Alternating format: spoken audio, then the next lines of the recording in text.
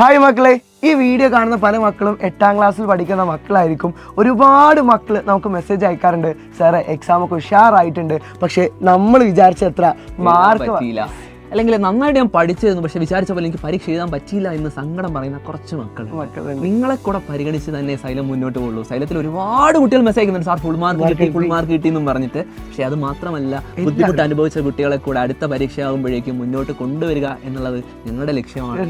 മാത്രമല്ല, ഇവർ 8ാം ക്ലാസ്സിൽ എത്തിയിട്ടേ ഉള്ളൂ. ഇതുവരെ പ്രവർത്തനങ്ങൾ മാത്രമായിരുന്നു. ഇവർ ആദ്യമായിട്ട് ഗ്രേഡ് മാർക്കിലേക്ക് വരാൻ വേണ്ടിയിട്ട് പോവാണ്. ആക്ടിവിറ്റി ബേസ്ഡ് ആയിട്ടുള്ള ക്വസ്റ്റ്യൻ പേപ്പറിൽ നിന്ന് നമ്മൾ മാർക്ക് ബേസ്ഡ് ആയിട്ടുള്ള ഗ്രേഡ് മാറി മാർക്ക് വന്നിട്ടുള്ള ഒരു പരീക്ഷയാണ് ഇപ്പോൾ ആദ്യമായിട്ട് എഴുതിയിട്ടുള്ളത്. 40 മാർക്കിന്റെ പരീക്ഷകളാണ് നിങ്ങൾ എഴുതിയിട്ടുള്ളത്. യെസ്, അതുകൊണ്ട് തന്നെ മക്കളെ, നിങ്ങൾക്ക് ഇപ്പോൾ ഓൺ എക്സാമിന് കിട്ടിയ മാർക്ക് അല്ലെങ്കിൽ മാർക്ക് കുറഞ്ഞിട്ടുണ്ടെങ്കിലും നിങ്ങൾ വലിയ കാര്യമാക്കണ്ട.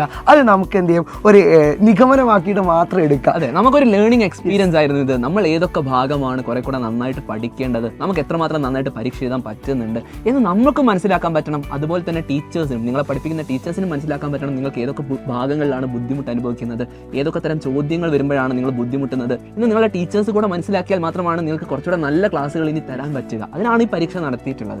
അപ്പോൾ ഇനിയുള്ള ദിവസങ്ങളിൽ ഒരു പ്രത്യേകത എന്താണെന്ന് വെച്ചാൽ, ഓണപരീക്ഷ വൈകിട്ടാണ് പരീക്ഷ നടന്നത്. അതായത് സാധാരണ ആഗസ്റ്റിൽ നടക്കുന്നത് സെപ്റ്റംബറിലാണ് പരീക്ഷ നടന്നിട്ടുള്ളത്. അത് ഓണം വൈകിയതുകൊണ്ടാണ്. ഇപ്പം സാർ, ഇപ്പൊ സെപ്റ്റംബർ 20ാം തീയതി ആയിട്ടുണ്ട്. ഇനി കുറച്ച് സമയം കൂടി അവർക്ക് ഒക്ടോബറും നവംബറും കഴിഞ്ഞാൽ നമ്മുടെ ക്രിസ്മസ് എക്സാം ആയി. മാത്രമല്ല 10 തുടങ്ങേണ്ടതാണ്. വേറെ വിഷയം കൂടി ഉണ്ട് സാറേ, ഈ സമയത്ത് തന്നെ ഒരുപാട് മക്കള് NMS എക്സാമിനേഷൻ നവംബർ 16 തീയതിയാണ് NMS എക്സാം. അപ്പോൾ NMSന് പഠിക്കണം, അതുപോലെ തന്നെ നമുക്ക് ക്രിസ്മസ് എക്സാമിന് പഠിക്കണം. ഇതെല്ലാം നമുക്ക് ഒരുമിച്ച് കൊണ്ടുപോകേണ്ടതുണ്ട്. ഇതിനിടയിൽ കലോത്സവം, ആർട്സ്, സ്പോർട്സ്, അതേപോലെ ശാസ്ത്രമേള ഉണ്ട്, work experience, social science, maths, ഇതിന്റെ ഒക്കെ മേളകൾ. ഇതിന്റെ 8ാം ക്ലാസ്സിലെ മക്കളായിരിക്കും ഇതിൽ കൂടുതൽ പങ്കെടുക്കാം. തീർച്ചയായിട്ടും. പിന്നെ സ്കൂളിന്റെ കലോത്സവത്തിന്റെ ഒക്കെ സബ്ജിലേക്കൊക്കെ പോകുന്ന ടീമുകളുടെ പ്രാക്ടീസിന്റെ അതിന്റെ കുറെ ക്ലാസ് മിസ്സാകും.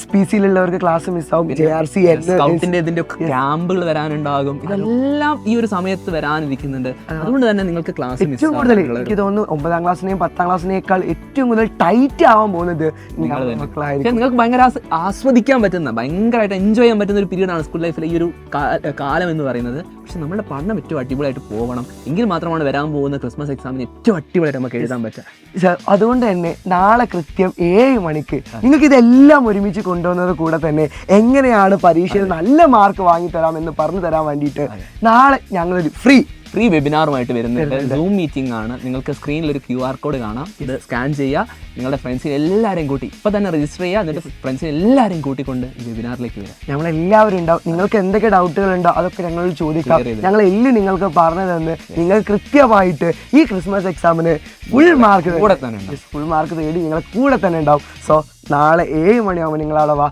നിങ്ങൾ ഫ്രണ്ട്സ് ഒക്കെ കൂട്ടി വാ, നമ്മൾ അവിടെ ഉണ്ടാവും.